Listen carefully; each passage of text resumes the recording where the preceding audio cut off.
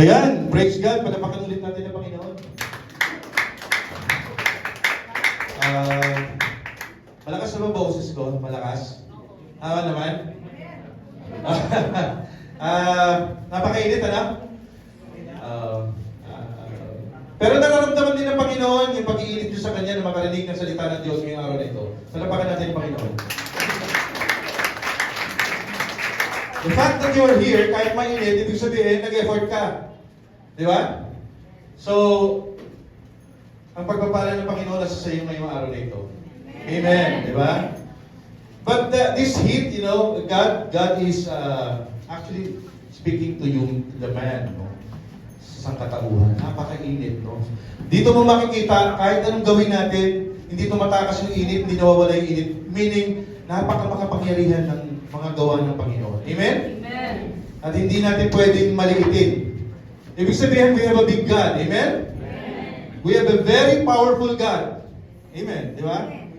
Ayan. Sige, laksan mo lang kapatid. Para kasi medyo the usual na templates ko, 8 lang eh. Ito nasa 11. Ibig sabihin, mahaba.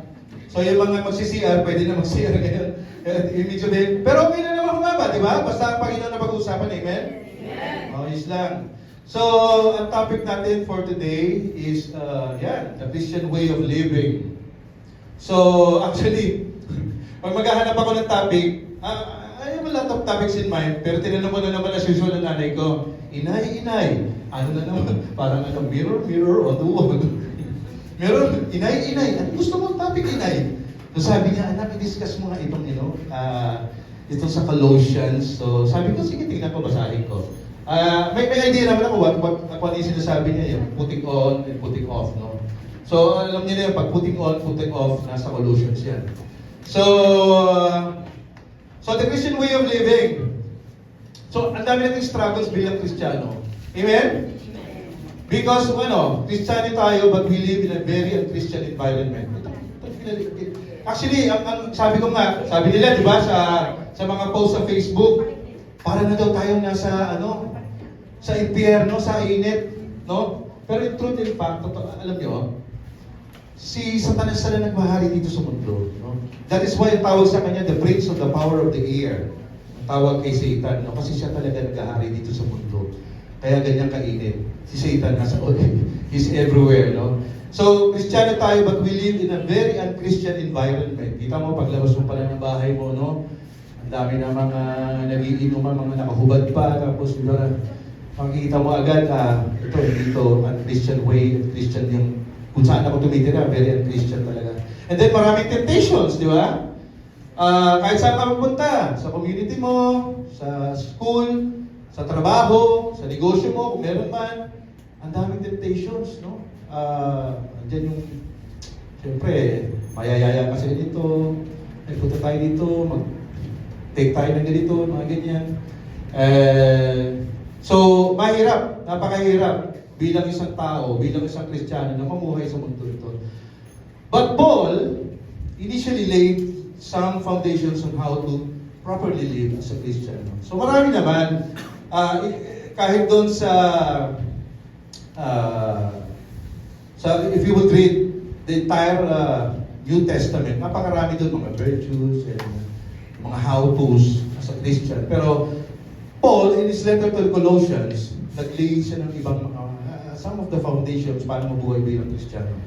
And that is our topic for today. Ang topic verse natin sa Colossians 3:1 to 17. So basahin ko, napakahaba nito. So, ibig sabihin, pag mahaba rin yung preaching, di ba? So, magsiyar na yung magsisiyar talaga. Makaabot ito sa kalahati. So, topic natin ay Colossians 3:1 to 17. Since then, pwede kayo magbasa, pwede niyo basahin, pero babasahin ko lang. Since then, you have been raised with Christ. Set your hearts on things above, where Christ is, seated at the right hand of God. Set your mind on things above, not on earthly things. For you died, and your life is now hidden with Christ in God. When Christ, who is your life, appears, then you also will appear with Him in glory. Put to death, therefore, whatever belongs to earthly nature, sexual immorality, impurity, lust, evil desires, and greed, which is idolatry. Because of this, the wrath of God is coming. You used to walk in these ways in the life you once lived, But now you must also rid of yourselves of all such things as these: anger, rage, malice, slander, and filthy language from your lips.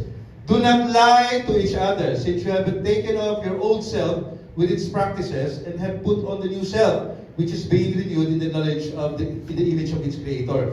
Here there is no Gentile or Jew, circumcised or uncircumcised, barbarian, Scythian, slave or free, but Christ is all and is in all. Therefore, as God's chosen people, holy and dearly loved, clothe yourselves with compassion, kindness, humility, gentleness, and patience. Bear with each other and forgive one another. If any of you has grievance against someone, forgive as the Lord forgave you. And over all these virtues put on love, which binds them all together in perfect unity. Let the peace of Christ rule in your hearts, since as members of one body you are called to peace, and be thankful. Let the message of Christ dwell among you richly as you teach and admonish one another with all wisdom through psalms, hymns, and songs from the Spirit, singing to God with gratitude in your hearts. And whatever you do, whether in word or deed, do it all in the name of the Lord Jesus. Give thanks to God the Father through Him. Let us pray. Thank you, O Father God, for these words of yours. Thank you, Lord, for this day. Thank you for the beautiful place, location that we will be able to study your word. Lord, be with the speaker today and not me.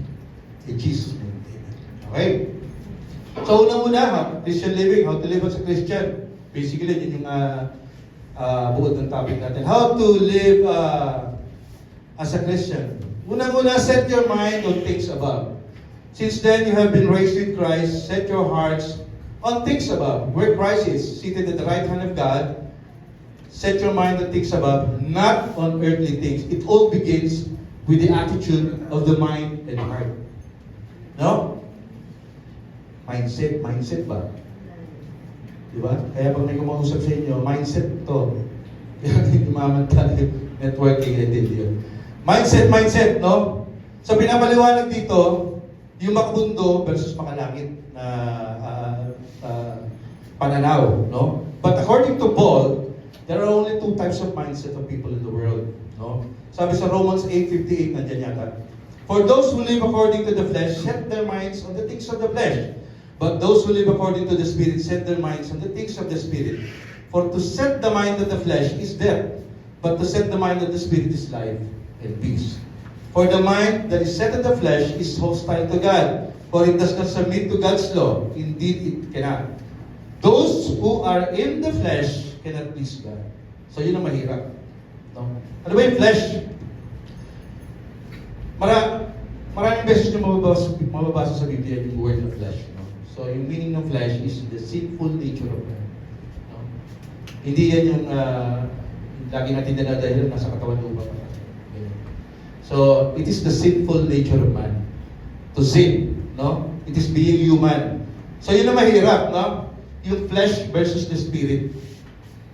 But if you have the mindset that is nakatutok doon sa taas, ay sabi ko nga sa isang post ko last time, no? The more you decide, think of heaven, the less you desire of things of the earth. No? So, dapat ang mindset natin, nandun tayo lagi sa langit. If we continue to live our sinful nature, hindi natin binago ang mindset natin, we cannot please God. We need to renew our mindset. We need to protect the way we think all the time. So, as a Christian, dapat, ang thinking natin araw-araw, nandun na sa langit. Makalangit. At hindi makamundo. Sabi ko nga, dati, lagi kong pinapangarap, makakotse ko. Magkaroon ako ng business. Magkaroon ako ng trabaho maganda. Magkaroon ako ng kotse. Magkaroon ako magandang bahay. Pero now, as Christian, we should desire less of those things. Amen? Mahirap yan, but it takes 21 days to make a habit. Alam niyo ba yun? Alam niyo yan? It takes 21 days to make a habit. Simulan mo ngayong araw na to. Ibig sabihin, mula ngayong araw na to, wala akong ibang gagawin kundi tumulong sa ministry ni Jesus. Then every day, yun lang iisipin mo. After 21 days, hindi na mabubura sa sistema ng katawan mo yun at pag-iisip. No? So if you want to make a habit, it takes 21 days. Pero araw-arawin mo dapat yun, walang fail.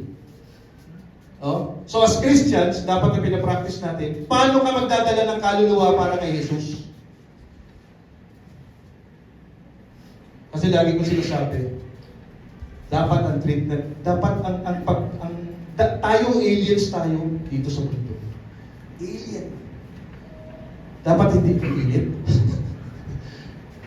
No? So dapat, ang thinking natin, alien lang tayo. Foreigner tayo dito. Huwag tayo masyadong maghangad ng yaman ng short. Huwag tayo maghangad na masyadong earthly things. Like, so magkaroon ng motor, ganyan. Hindi naman masama magkaroon ng motor. Pero, ang sinasabi ko, kung ang Panginoon nagpunta dito para lang, alam mo, bang sa wala. Pero may mission siya eh. And we need to, as Christians, Kristiyano na tayo, sinusundan na natin ng Panginoon, dapat tulungan natin siya sa mission niya. And that is to save mankind. Kaya lahat tayo dito superhero eh. We are the savior of mankind. Kaso tayo yung mga superhero mo lang ginagawa. Minsan, hindi natin tinutulungan ng Panginoon eh. Ouch ba? So, simula sa araw na ito, hindi na tayo maghahangad na masyadong mga makabundong bagay sa mundong ito. Nung sinimulan ko yan, sabi ko, takes 21 days to make a habit. Kailangan ko lang mag-fail.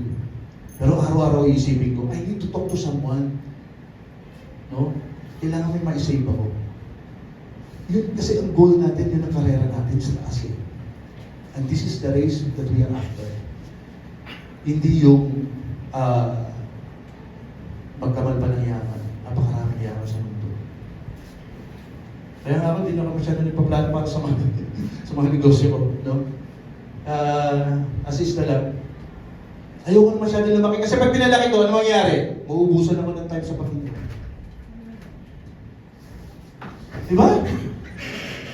Palakihin ko ng palakihin. Darating ang time, wala namang oras sa Panginoon. Buti sana kung may 48 hours ako sa isang araw. 24 hours, yung 8 oras, itutulog mo pa. Amen? So, kailangan nating tigilan. Hindi ba tigilan? We should think less of the earthly things. Okay lang naman yan eh. Maghangad pa rin ng ano. Pero, kasi naman ang mga basic things, hindi pababayaan ng Panginoon. Bibigay lahat niya. Amen? Ano pa ba hingin natin? We breathe. We eat. We have shelter. Ngayon, kung maghahanap ka pa ng pag-arami, over and over of that. Pero ang Panginoon, kung pagpapalain ka eh. Hindi mo mapipigilan ng Panginoon. Pero yung pagpapalang yun, kaya ka pinagpapala, bakit? Bakit? He wants you to be happy. Minsan kasi, di ba, Lord, ano ba naman yan, Lord? Bahay lang. Wala ako, kahit rental lang sana. Di ba? Wala akong sariling bahay. Lord, I will be happy. Bigyan mo akong bahay. Ganun ako, malambing ako kay Lord eh. Lagi ganun ako makipag-usap. Lord, I will be happy. Kaya kanya binibigyan ng mga bagay na because He wants you to be happy. Wala nang ibang dahilan yan. Hindi dahil sa magaling ka, hindi dahil sa... Because God wants you to be happy. Di ba? Wala matutulog ha? Kailangan natin magpataas ng, alam mo yung demerits and merits, di ba? Alam niyo yan? Demerits and merits. Kailangan kasi natin magpataas. Save na tayo. Huwag kayong mag-alala, lahat tayo makakapunta dito sa langit. Sinuko na natin ang buhay natin. Pero, iba pa rin yung, Lord, I deserve to be in heaven with you. Kasi ang dami kong ginawa when I was on earth. Di ba? Naalala ko nung,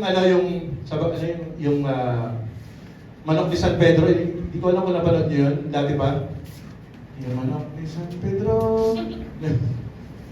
Di ba pag may dumating, ini-screen daw ni San Pedro, tapos nagpa-flashback yung buhay niya. No? Pinapakita, ina-flashback, mabilisan lang. Itong mga ginawa mo, itong ganyan. Paano kita tatanggapin dito sa langit? No? So pag nag-crow yung pwede pumasok yung tao. Ibig sabihin, pasok siya. Yung rooster. Hindi nyo na inabot yun, no? Black and white pa nun. That was 10 years ago. Di ba? Pero kung marami kang ginawa dito sa lupa, para sa langit, papakita mo yun, Lord, nag-disciple ako dyan.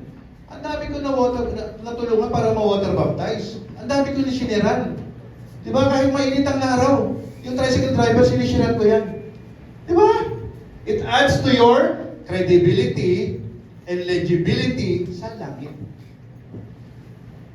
Di ba?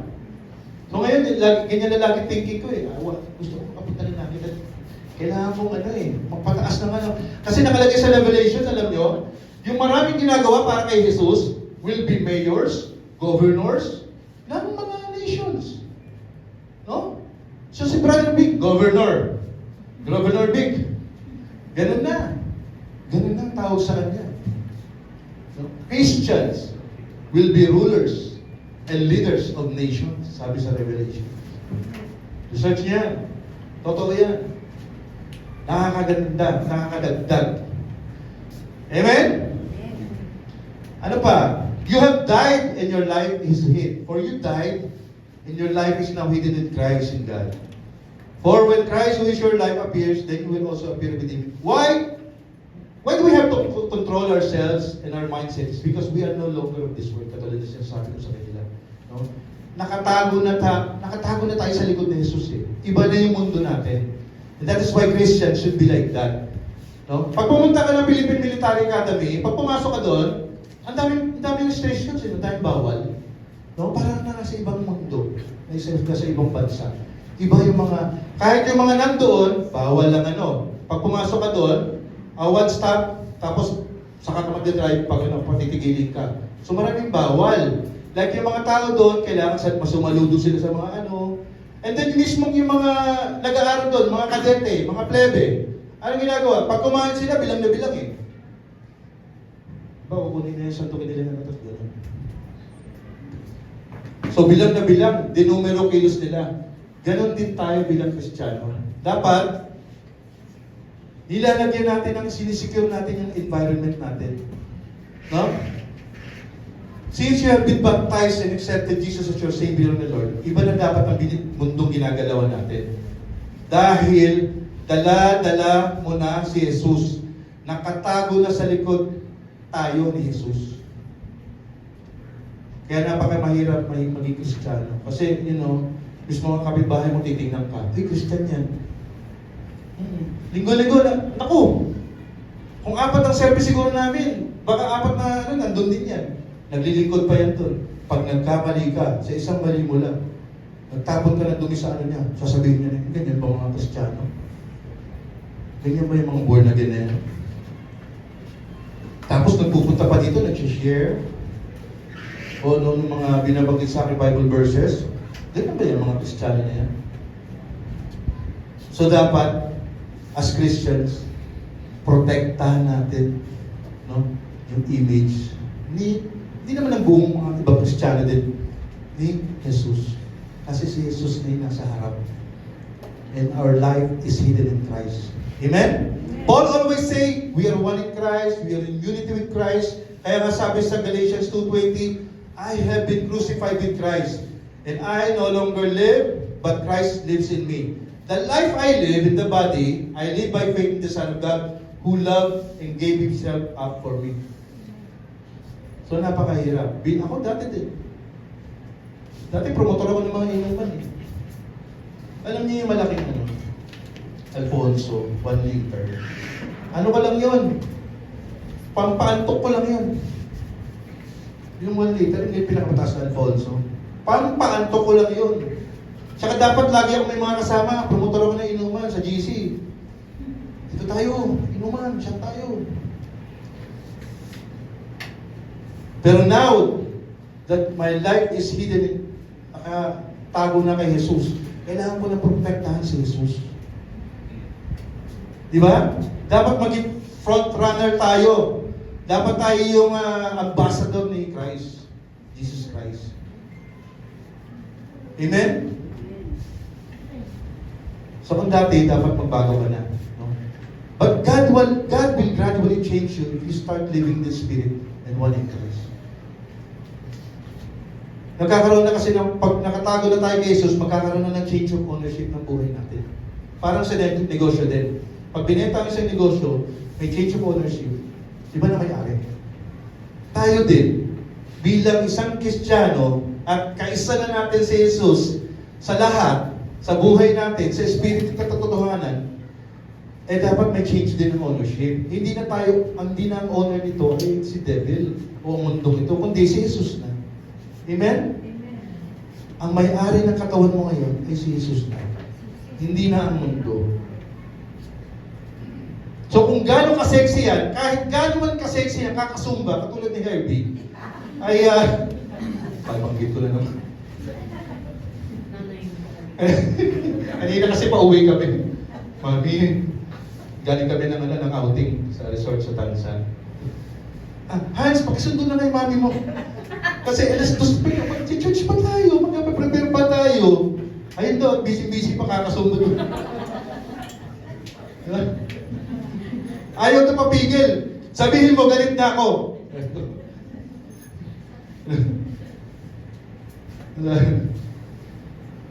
So, tuloy, napasumba tuloy ako. Nawisan ako doon. Diba? So, kahit gaano ka kapogi, kahit gaano ka undesirable, when you accepted Jesus Christ as your Lord and Savior, ang mamayari na ng katawan mo at sarili mo, ay si Jesus na po. Nakatago ka na. Si Jesus na, ikaw na ang ambassador ni Jesus Christ. Kaya ang hirap talaga maging Kristiyano. Di ba? Kahit maraming, maraming kulang sa pansin, maraming mga pasaway, kailangan mong pagtiyagaan. Kaya pag-umaya, pag-uusapan natin yan. And that is why, pangatlo, you have to put to death your old practices, sinful behaviors, and sexual sins. Put to death, therefore, whatever belongs to your earthly nature, sexual immorality, impurity, lust, evil desires, and greed, which is idolatry. Because of this, the wrath of God is coming. You used to walk in these ways in the life you once lived. But now you must also rid yourself of all these things: anger, rage, malice, slander, and filthy language from your lips. Kaya mahirap din minsan ang mawalay sa Panginoon. Kaya ako sa inyo, don't miss church 2 Sundays. Huwag kayong matagal na wala sa mga gantong gathering, na hindi nag-aaral ng salita ng Diyos. It happened to me once. No? Dahil may dala-dala akong kasalanan, nagigilty akong pumunta sa church, 3 months ako hindi nagsimba. Alam niyo nangyari sa akin? Dumating ang time, talagang wala na yung pag-aalam ko ng pagmamahal sa Panginoon. Nawala. Hindi ako makakanta ng mga Christian songs. Hindi ako nakikinig. Kasi there's this guilt, kasi may kasalanan ako. Tapos nawalay pa ako ng matagal. And dumating ang time, nakakapagmura na ako. Gugulat ako. Sa bahay namin, bawal na magmura. Yari ako kay Kati. Di ba? So, pero nangyari sa akin yan. So, kasi maraming tukso sa mundo. Napakarami. And once nag-grab mo yan, magbabago ka. I tell you. As Christians, pag nawalay ka na matagal sa mga ganitong gawain, unti-unti kang maglilay away sa Panginoon. At darating ang time, the word Jesus, the name Jesus, hindi mo na masyadong kilala. Ayun ang masakit sa atin bilang Kristiyano. Kaya kailangan natin tanggalin sa buhay natin yung dating tayo na madali magkasala. Kailangan yun. Sexual immorality. Sex outside of marriage. Fornication. Same-sex marriage. Alam mo ngayon, parang napaka-natural na yung sex outside of marriage. No? Hindi kasi po, gusto ko na namin i-try kung compatible kami. Di ba? So magse-sex muna kami bago kami ikasal. Which is, di ba? Kaya itong mundo ito, iniiba na yung standard eh. Pero during those times, the Maria Clara days, liligawan mo pa, ng ilang taon bago ka sagutin, no? Hindi mo masilip yung anak-alaka. Ayun pa yan. Yung sakong. Ngayon pati yung anong kita na. Grabe. Para na makapag-attract ng lalaki. Kaya grabe, ang standard na ginagawa ng mundo na ito ngayon. Sobra na, no? Hindi same-sex marriage.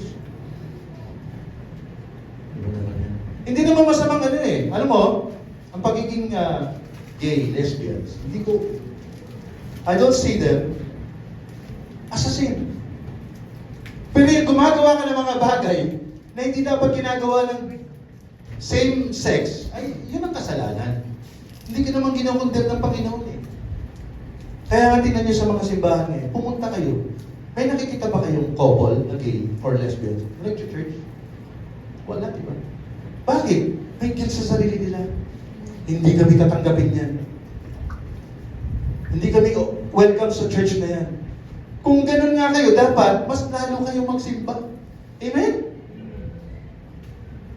Pero tayo dito sa Rise Up, tinatanggap natin ang mga yan. Amen? We don't condemn anyone. Lesbian ka, gay ka. You're welcome here.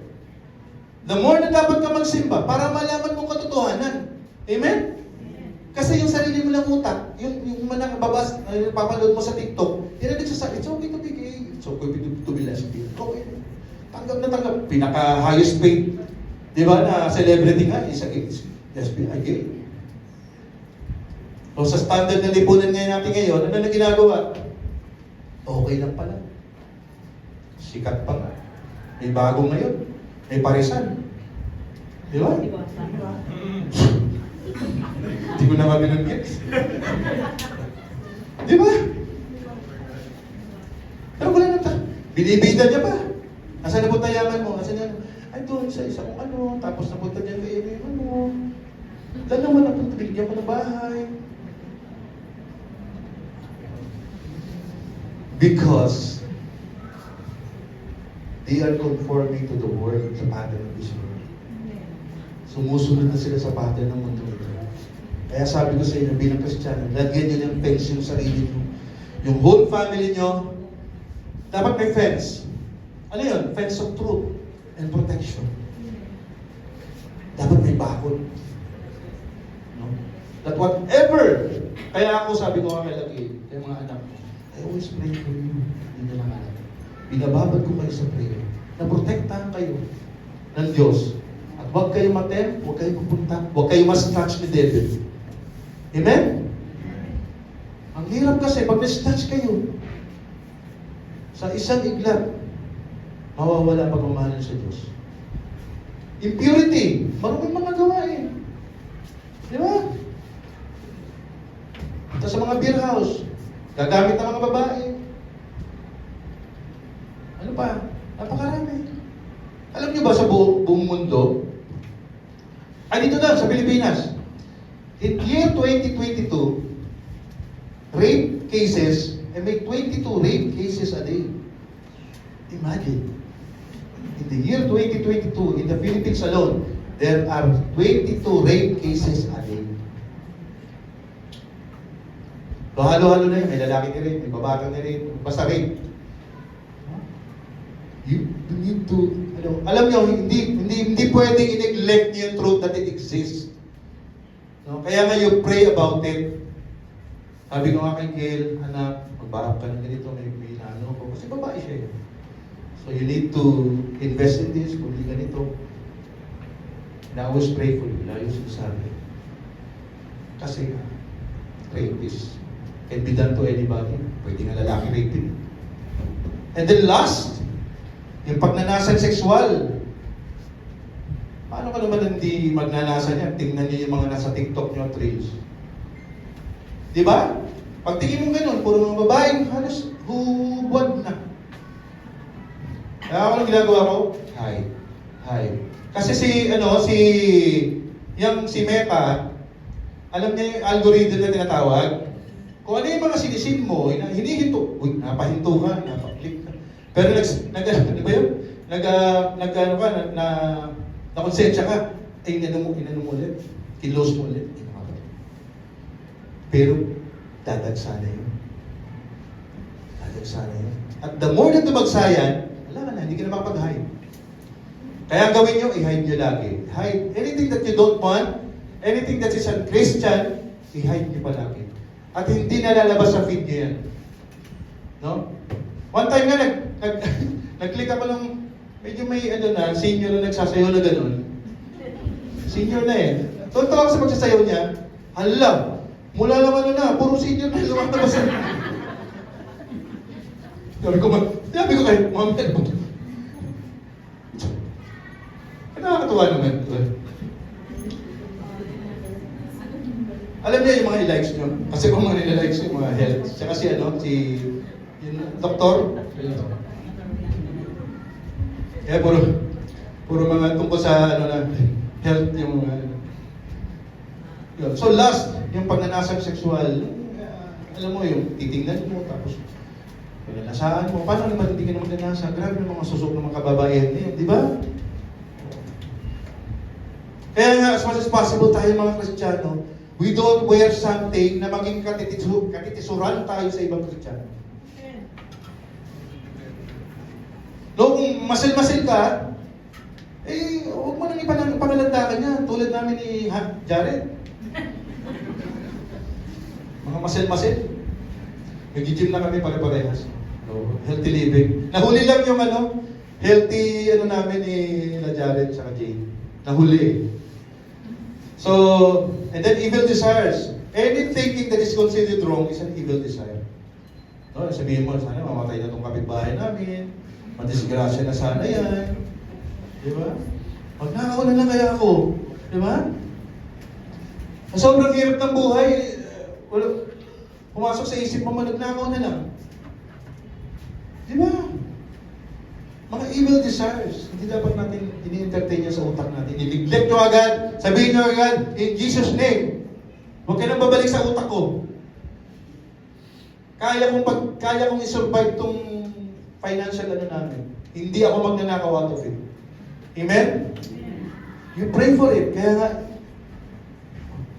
every aspeto ng buhay natin, we pray for it. Financial, health, then yung ating thinking, mindset lagi, impurities, thoughts. Paano naman hindi papasokan ng impurities and thoughts yan? Ano mga pinapanood mo? Puro horror. Diba? Manood kayo na manood ng horror. Alam nyo, yung mga panaginip nyo, magbabago din. Totoo yan. Naranasan nyo ba yan? Kakapanood mo ng horror, aba yung mga panaginip mo, puro horror din eh. Kaya kung hindi ako nanonood ng horror kasi matatakotin talaga ako. Matatakotin din talaga ako. Nakaw na lang kaya ako. Di ba? Mga ganon, thinking. And then greed, kasakiman, paghahangad ng sobra. So, Brother Lawrence, so kasalanan ba kung gawin akong sobrang yaman ni Lord? Hindi naman. Okay lang naman. But greed falls to idolatry. Alam niyo ba yan? For where your treasure is, sabi sa Matthew 6:21, there your heart will be also. Pag naghangad ka, yung greed, kasakiman, na masyado, sobra-sobra, sobra sa pangangailangan mo. Patuloy na naman na mayapa akong best friend. Ngayon lately ko lang nalaman, na marami na pala siyang pinasok na iba pang mga diskarte sa buhay. Alam mo, mayaman na siya eh. Bilyonaryo nga eh. Hindi namatay? Yung matabang lalaki. Best friend ko. Bilyonaryo. Naghangad ng sobra-sobra. Alam niyo, pinasok niya lately? Pumasok siya sa mga mafia. Drugs, cartel. Sabi, bakit? Ang yaman ka na. greed falls to idolatry. Kasi for where your treasure is, there your heart. Nandun din ang puso mo. Kung nasaan ang yaman mo, nandun din ang puso mo. Kaya magkakaroon ka na ng idolatry sa isip mo. Because of the greed, paghahangad ng sobra-sobra. Don't take me wrong, hindi naman masama manghangad ng mga bagay-bagay. Pero wag naman yung sobra-sobra. Amen? Kaya ako ngayon, yung iPhone ko, hindi ko na pinilitan ng ano. Yung second hand ko, iPhone pa rin naman. Pero maliit na iPhone na lang. Tataka sila, Daddy, bakit lumiit na yung phone mo? Okay na to. Gagamit naman yung second hand. Second phone lang naman, backup phone. Hindi naman kailangan ano. Kaya nga salamat Lord, sabi ko, nagkakaroon na ako ng ganitong ano eh. Yung pagkakontento, kasi dati wala talaga. Bibili akong ganyan, kailangan, yan, pag muli si Herbie, ng iPhone 15. Kung dati kong pag-iisip, bibili rin ako ng iPhone 15 eh. Pro Max. Pero hindi na. Okay na to, Lord. Amen? So dapat magkaroon tayong pagkakontento sa buhay natin. Iwasan natin panghangad ng sobra. To the point na greed na siya and falling into idolatry. Kasi iba na ina-idolize mo. Alam niyo meaning na idolatry, di ba? Nagkakaroon ka na ng ibang pagtutok sa oras mo. You need to put off the sins of anger and the tongue. Mahaba to. Niwala kayo, napakarami. But now you must also rid yourself of all such things as this: anger, rage, malice, slander, and filthy languages from your lips. Anger is not the same. Hindi naman kasalanan ng anger. In fact, it is God-given. Alam niyo ba anger is God-given? Hindi niyo alam, no? But it's God-given. You need to have this anger.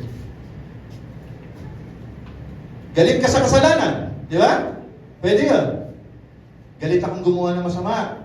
Galit ako kay Satanas. So anger is not a sin. Anong sin? Yung rage. No?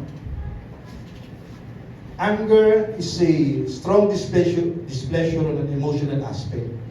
Ang masama kasi dito yung unrestrained anger. Alam niyo ba, even Jesus got angry a lot, di ba? Alam niya, nagalit si Jesus. Sa temple, nasak niya lahat yung mga nagtitinda doon. Ginawa tindahan ng temple. And some pastors are angry sometimes. But we need to possess this righteous anger.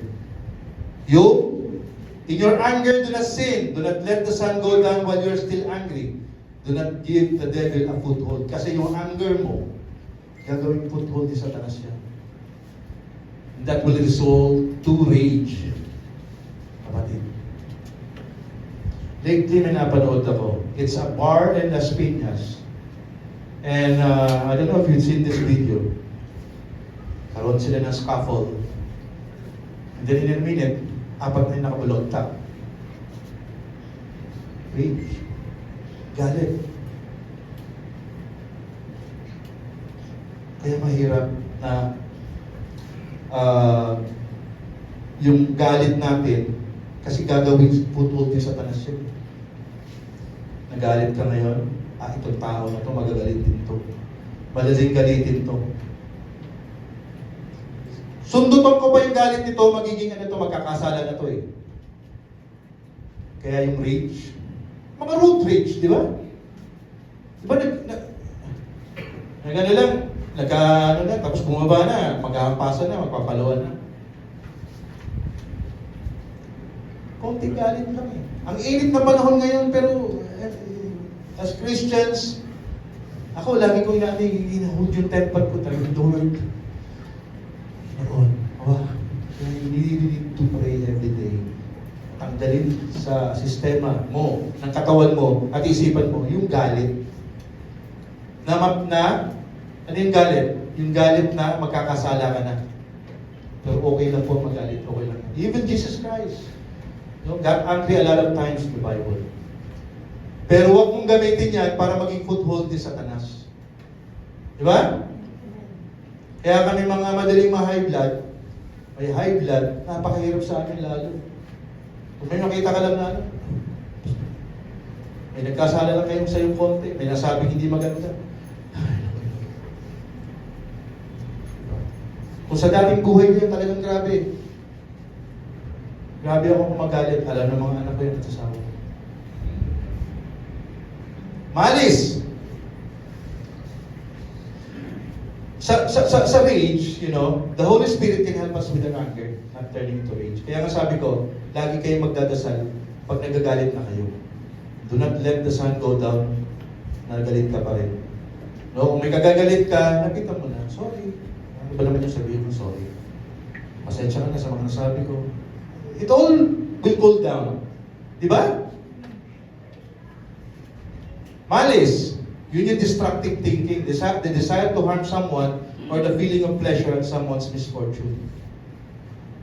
Tanggalin natin dapat sa isipan natin yan, mga destructive thinking. Kung gusto mo makasakit, sana masagasaan na yung tao na yan. Sana magkasakit yan. Ayaw na ayaw mo kasi sa kanya eh. Ayaw na ayaw, nakikita talaga mukha niyan eh. Kaya sana kunin na ni Lord yan. Di ba? Kakasabi mo niyan, unahin ka talaga ni Lord makuha. Di ba? Anak, mas gusto ko kunin. Hindi siya. Type ko lang. Slander. The utterance of false charges of misrepresentations in which defame and damage another's reputation. In short, paninirang puri. Oh, madalas ganyan. Ayan si ganito, ganyan yan eh. Ayan sa ganito, nanakaw yan. Ayan sa ganito, dami niyan. Kahit walang katotohanan sinasabi mo, no? Iwasan natin yung mga ganyan, pagsabi ng mga bagay-bagay na wala na. Kahit pa may katotohanan yan, bilang Kristiyano dapat umiiwas tayo sa ganyan. Mga usapin. Pag may mga grupo-grupo na tutumpok-tumpok, at ang pinag-usapan ay hindi si Jesus, hindi salita ng Diyos, hindi plano para makapag-expand ng kingdom ni Jesus Christ, lumayo na kayo dyan. Sayang ang oras niyo dyan. Diba? So, bawal na namin pag-usapan ng religion, mga love, pwede naman. Okay lang mag-usap ng love. Kasi ang love, God is love. Amen? So, pero pag may mga pinaplanong may mga sinasabi na kay ganito, iwasan nyo na. Itong tao to eh. Madalas to magsalita ng ganyan. Alam niyo gawin niya sa kanya, pag ganyan lagi magsalita, dali niyo dito sa simbahan. Pag-praying niyo. Walang imposible sa Diyos, babaguhin ng Panginoon yan. Amen? Meron akong filthy language. Tanggalin din natin sa sarili natin yan, yung mga filthy language. Meron akong kaibigan, pag nagsalita siya, yung unahan niya, pinang-ina. Yung dulo, pinang-ina pa rin. Grabe. Oo, ginawang period eh. Yung ano ba yun?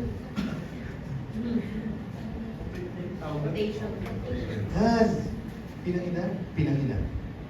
Grabe, pag nagsalita siya ganun eh, lagi may ganun sa dulo. At nalaman ko, isa pala siya, mataas ang natungkulan niya sa isang church. No? Na hindi natin ILC, Diakono, Deacon. Off the record baka manatan naman ng mga Pero hindi dapat bilang Kristiyano, hindi na sana na namumutawi sa salita bibig natin yung mga salitang ganon. Amen? Amen? We cannot isolate ourselves. Mahirap. But we can learn to filter. Pwede natin i-filter. Kaya nga, umiwas kayo. The best way to filter is talagang totally put off mo yung pagdinig mo. Or better yet, umiwas ka na. Umiwas ka na. Pag may tumpukan, ang usapan puro PI, mga ganyan, hindi ko lang, mga salita pang umiwas ka na. Kasi ang bibig natin can make or break someone.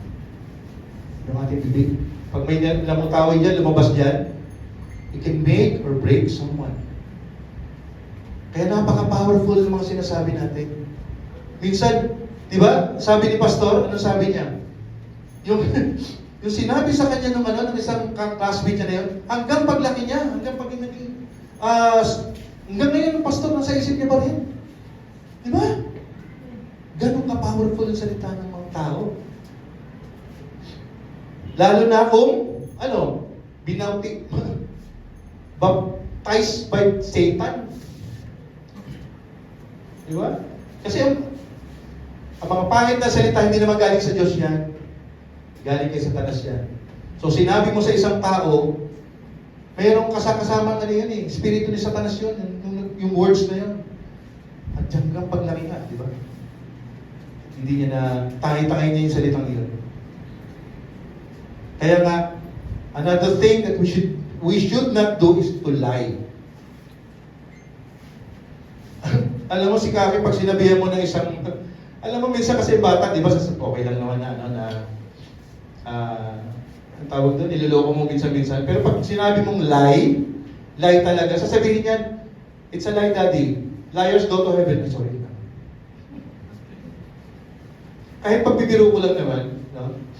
It's a lie, daddy. Liars go to heaven. Ay, Lord, liars go to heaven. So, ay, sorry na. Sabi nila, white lies, okay lang naman. Pero sa tingin ko, white lies is still lies. Ang mundong to sasabihin, white lies naman, okay lang yan. Bawa, isang kaibigan mo, trying hard magpapaya. Zumba, gym, diet. And then one time lumapit sa'yo, may bagong suot na damit. Mars, umayat na ba ako? Mabait ka, Mars. Mars naman eh, tingnan mo yung suot ko, kung pumayat na ako. Matalino ka, Mars. Mahusay ka makisama. White lies. Just not to hurt someone, di ba? Pero ano yun? It's not good eh. Kung kaibigan mo talaga siya, halika Mars, umupo ka dito. Lalo kang tumabay. In a nice way. Pwede mo sabihin. Di ba? In a nice way. Ganun ang Kristiyano. Si Jesus hindi nagsisinungaling lagi. Sasabihin niya sa'yo. Kaya sa ating mga Kristiyano, white lies don't, still lies. Pagsisinungaling pa rin yan. And lying destroys marriages. Di ba? Magsinungaling ka sa asawa mo, magiging foothold din sa Satanas yung sinungaling na maliit na yan. Ang dati sinasabi mo lang, pupunta ka sa ganito, tapos pupunta ka na pala sa kung saan-saan. Sabi mo, pangalawa, punta ka na sa ganito, yun pala, meron ka ng, ano ka na pala? Naglipat bahay ka na pala. Di ba? Gagawin foothold din sa Satanas eh. Ang maliit na pagsisinungaling. Sino yung kachat mo? Han? Si Diego? Diego, boses babae, tapos may heart-heart pa.